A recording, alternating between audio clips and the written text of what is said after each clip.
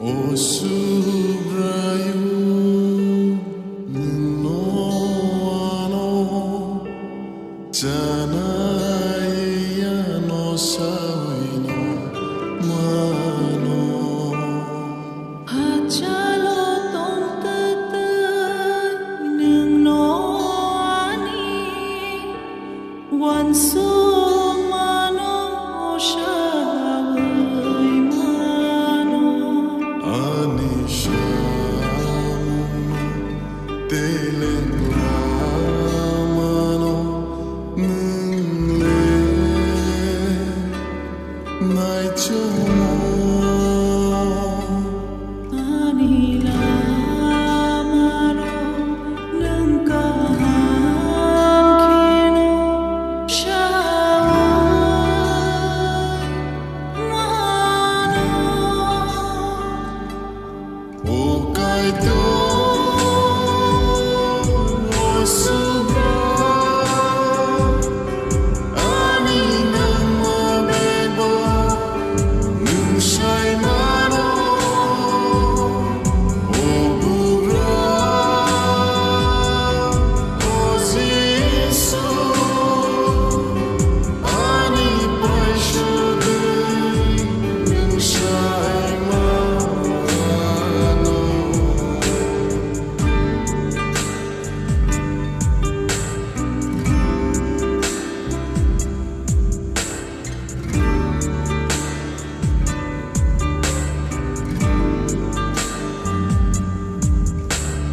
Bora hui zamnai hai kara Kari thang zamnai nu horia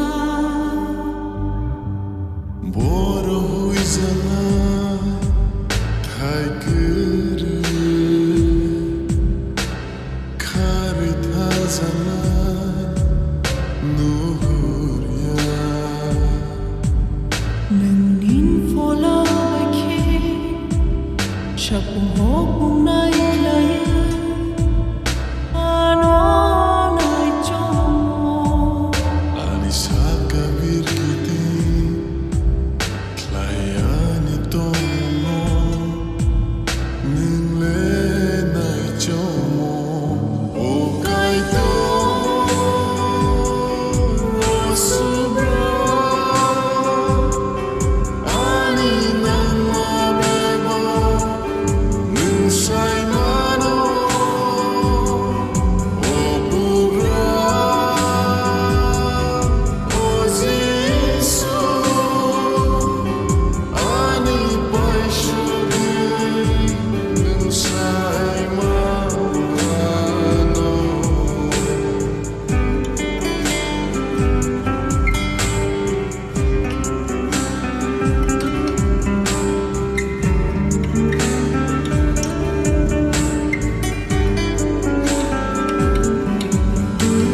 Hata siya kao Boneng tonggo Habising huy jago